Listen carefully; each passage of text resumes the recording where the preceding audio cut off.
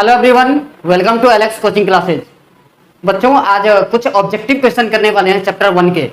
Chapter 1 जो आपका class 10 का मैथ है, ये एनसीईआरटी मैथ है। रियल नंबर जो हमने पढ़ा था उसके कुछ ऑब्जेक्टिव क्वेश्चन करने वाले हैं। बहुत इंपॉर्टेंट क्वेश्चन है जो आपके बोर्ड में आएंगे। तो चलिए स्टार्ट करते हैं वीडियो को। पहला क्वेश्चन जो है आपका क्वेश्चन है, if P and Q are two distinct prime number then their HCF is. तो सबसे पहले समझना है कि प्राइम नंबर होता क्या है। तो number which has exactly 2 factor, जिस नंबर के सिर्फ 2 फैक्टर होगा, that is 1 and number itself. क्या? नंबर इटसेल्फ, इसको हम बोलते हैं प्राइम नंबर। एक ऐसा नंबर जिसका सिर्फ 2 ही फैक्टर होगा, 2 से के अलावा ज्यादा फैक्टर नहीं होगा। तो अब आपसे कोई पूछ दे कि 1 प्राइम नंबर है या नहीं, तो बच्चों 1 प्राइम नंबर नहीं है। क्यों? क्योंकि 1 का सिर्फ एक ही फैक्टर है, वो है 1। इसके अलावा और कोई फैक्टर नहीं है, तो 1 प्राइम नंबर नहीं है। ठीक है, बात आ रही है आप लोगों को समझ में? तो इसी तरीके से कह रहा है कि P और Q अगर 2 अलग अलग प्राइम नंबर हो तो उसका एचसीएफ क्या होगा? तो एचसीएफ होगा मेरे बच्चे 1। ठीक है, जो ऑप्शन 4 में अवेलेबल है। आप कहोगे सर कैसे?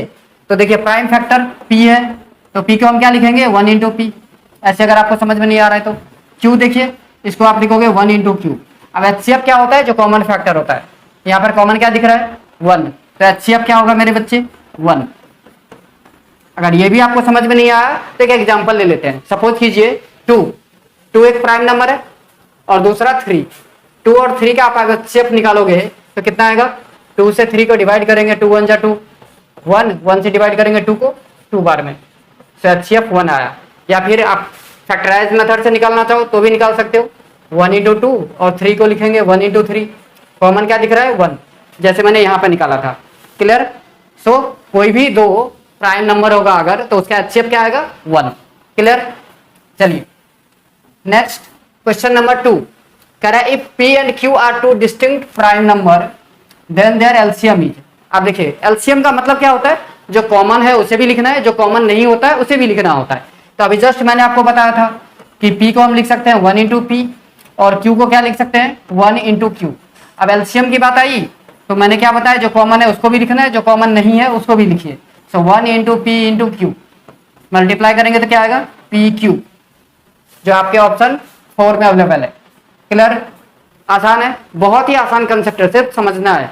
क्वेश्चन को समझिए फटाफट और फटाफट आंसर कर सकते हैं आप बिना कॉपी पेन उठाए। मैं तो यहाँ पर आपको समझा रहा हूँ, इसलिए थोड़ा सा हो सकता है कुछ सेकंड टाइम लग रहा हो, बट आप एक बार समझ जाएंगे तो बिना कॉपी पेन के इस क्वेश्चन को सॉल्व किया जा सकता है, इस टाइप के क्वेश्चन। अब देखिए, कह रहा है let P be any prime number. Again P जो है एक प्राइम नंबर है। कह रहा है सम ऑफ इट्स फैक्टर इज, उसके फैक्टर का सम क्या होगा? तो देखिए P का फैक्टर क्या क्या है? 1 एंड P। क्लियर है? यहाँ पर इसका सम निकालेंगे आप तो क्या होगा? 1 प्लस का P। Clear? Sum of factor क्या आएगा बच्चों? 1 प्लस का P, जो ऑप्शन 3 में अवेलेबल है। बात आ रही है समझ में? आसान कंसेप्ट है। चलिए नेक्स्ट है हमारा क्वेश्चन नंबर 4। कह रहा है let P any prime number. P कोई प्राइम नंबर है, then quadratic equation having its factor as 0 is. अब देखिए P जो है कोई प्राइम नंबर है, तो P का फैक्टर अभी जस्ट मैंने आपको बताया 1 और P, ये फैक्टर है P का। क्लियर है? अब देखिए, एक को हम अल्फा मान लेंगे और एक को क्या मान लेंगे? बीटा। सपोज कीजिए ये अल्फा है और ये क्या है हमारा? बीटा। अब क्वाड्रेटिक पॉलिनोमियल के लिए एक फॉर्मूला पढ़ा होगा आप सबने, x² minus alpha plus beta into X plus alpha into beta is equal to 0। यही है क्वाड्रेटिक इक्वेशन। अब यहाँ पर वैल्यू सब्स्टिट्यूट कीजिए। So x² minus alpha plus beta, so 1 plus P into X plus 1 into P equal to 0। So final answer क्या आ गया बच्चों? x² माइनस 1 प्लस पी या p प्लस 1 लिखिए, एक ही चीज है, कोई दिक्कत नहीं, प्लस p इक्वल टू 0। अब मैच कीजिए कौन सा आंसर है। तो आपका आंसर जो है ऑप्शन नंबर 2 सही है। क्लियर? समझ में आ रहा है? बहुत ही आसान कंसेप्ट। चलिए नेक्स्ट क्वेश्चन नंबर 5 कह रहा है the LCM of 2 digit smallest number and smallest composite number. बच्चे क्वेश्चन थोड़ा सा जो है वो गड़बड़ हुई है। क्वेश्चन ये था the LCM of 2 digit smallest composite number, 2 digit का smallest composite number and smallest composite number का हमें एलसीएम निकालना था। तो देखिए 2 डिजिट का जो स्मॉलेस्ट कंपोजिट नंबर होगा वो 10 होगा और सबसे छोटा कंपोजिट नंबर जो है वो 4 होगा। कंपोजिट नंबर और number which has more than 2 factor, 2 से ज्यादा फैक्टर होना चाहिए। जैसे 4 के कितने फैक्टर हैं? 1 के टेबल में आता है, 2 के टेबल में आता है और 4 के टेबल में आता है। कितने फैक्टर हो गए मेरे बच्चे? 3 फैक्टर हो गए। तो इसलिए 4 को क्या बोलेंगे? Composite number. क्लियर? तो हमें क्या निकालना था? स्मॉलेस्ट कंपोजिट नंबर और 2 डिजिट का स्मॉलेस्ट कंपोजिट नंबर का एलसीएम। तो देखिए 10 को आप क्या लिखोगे? 10 को हम लिख सकते हैं 2 इंटू 5 और इस 4 को क्या लिखेंगे? 2 इंटू 2। अब एलसीएम में मैंने क्या बताया था आपको? जो कॉमन है उसको भी लिखना है, जो कॉमन नहीं है उसको भी लिखना है। एक 2 देख रहे होंगे आप कि कॉमन है तो लिख दीजिए 2। बाकी एक 2 जो आप यहाँ पे देख रहे हैं हमारे राइट हैंड साइड में वो कॉमन नहीं है तो लिख दिया हमने। एक ये 5 कॉमन नहीं है बच्चों, इसको भी लिख दीजिए। अब मल्टीप्लाई करो, 2 2 जा 4, 4 5 जा 20 जो आपके ऑप्शन 2 में अवेलेबल है। ठीक है, समझ में आ रहा है क्वेश्चन? चलिए next question number 6। Question number 6 है आपका the HCF of smallest prime number. तो स्मॉलेस्ट प्राइम नंबर क्या है? कुछ बच्चे लिख रहे होंगे 1। नहीं बच्चों नहीं, अभी जस्ट स्टार्टिंग में मैंने आपको बताया था कि 1 जो है वो प्राइम नंबर नहीं है। तो स्मॉलेस्ट प्राइम नंबर क्या है? 2। एंड स्मॉलेस्ट कंपोजिट नंबर अभी जस्ट मैंने बताया आपको स्मॉलेस्ट कंपोजिट नंबर क्या है? 4। ठीक है, अब दोनों के एचसीएफ निकालना है हमें। तो 2 को देखो आप लिखोगे 2 इंटू 1 और 4 को क्या लिखोगे? 2 इंटू 2। कॉमन क्या है मेरे बच्चे? तो आप कहोगे सर 2 कॉमन है। ये देखो तो एचसीएफ कितना आया? जो कॉमन होता है वही लिखना होता है। तो एचसीएफ होगा बच्चों 2 जो ऑप्शन 1 में अवेलेबल है। समझ में आ रहा है आप सबको? चलिए आगे बढ़े। Next question number 7। आप कह रहा है 7 नंबर क्वेश्चन है the smallest number divisible by all the natural number between 1 and 10। एक ऐसा नंबर जो 1 से लेकर के 10 तक सारे नंबर से डिविजिबल हो। यहाँ पर लिखा है बोथ इंक्लूसिव, मतलब 1 और 10 को भी इंक्लूड करना है। इसका मतलब क्या? हमें एलसीएम निकालना है बच्चों। किस किस का? 1 2 3 4 5 6 7 8 9 और 10।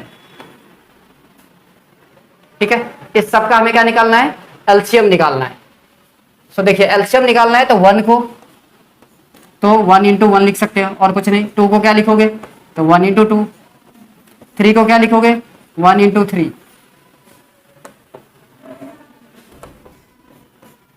4 को 2 इंटू 2।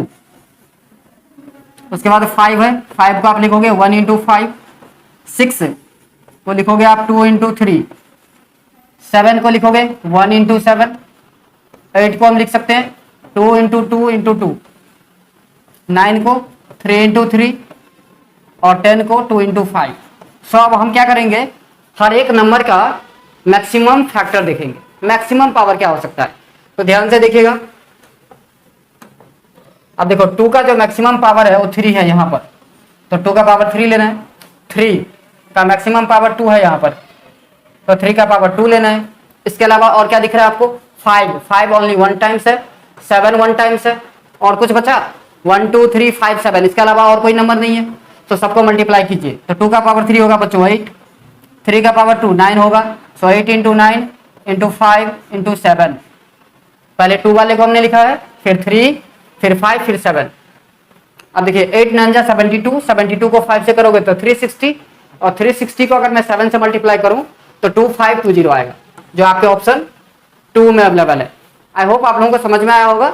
अगर ऐसे फैक्टराइज मेथड से नहीं आया तो डिवीजन मेथड है, वो मेथड भी आप यूज कर सकते हैं। ठीक है ना?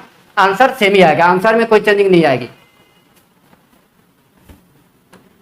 चलिए next question number 8 the HCF of 2 conjugative positive integer.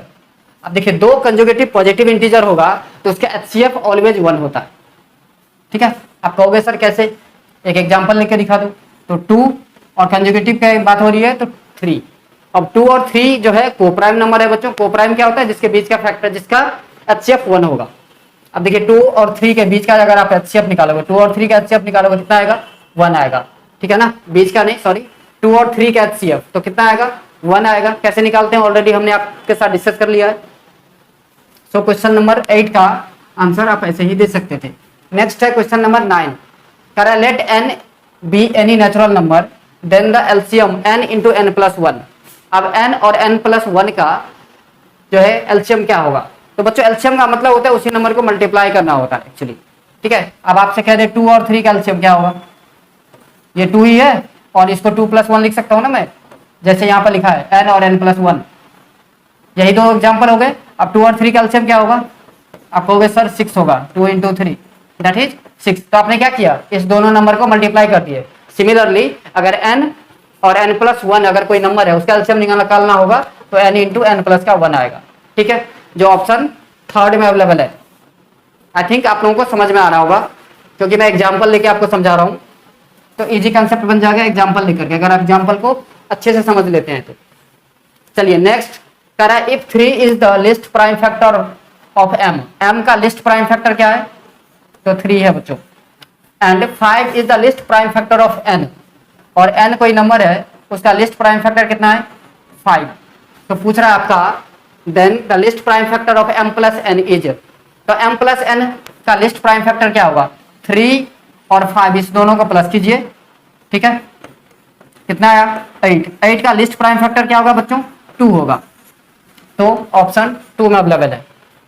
अगर यहां से आपको समझ में नहीं आया, सपोज करो कि आपको समझ में नहीं आया, सर आप क्या कह रहे हो, नहीं आया समझ में, चलो दूसरा मेथड ट्राई कर लेते हैं।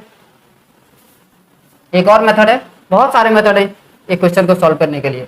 अब देखिए कह रहा था m का जो लिस्ट फैक्टर जो है वो कितना है? तो 3 है। तो मान लेते हैं कि वो नंबर हो जाएगा हमारा 3 इंटू 2 या 3 इंटू 5 सपोज करो,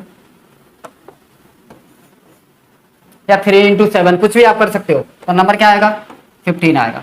दूसरा था जिसका लिस्ट फैक्टर कितना था? 5, तो 5 इंटू 7 कर लेते हैं, तो 5 7 जा कितना हो गया? 35। अब ये 35 और 15 इस दोनों को प्लस कर लो तो कितना आएगा? 50। अब 50 का अगर आप प्राइम फैक्टर निकालोगे बच्चों तो किससे डिवाइड होगा? 2 से। जो लिस्ट वाला होगा वो कितना आएगा? 2 आएगा। क्लियर? ऐसे बहुत सारे एग्जांपल्स हैं जो लेकर के आप चेक कर सकते हो। आंसर जो है क्या आएगा? 2 आएगा। सो ये 10 क्वेश्चन थे बच्चों। आई होप आप लोगों को समझ में आया होगा। तो आज के लिए बस इतना ही, मिलेंगे नेक्स्ट वीडियो में।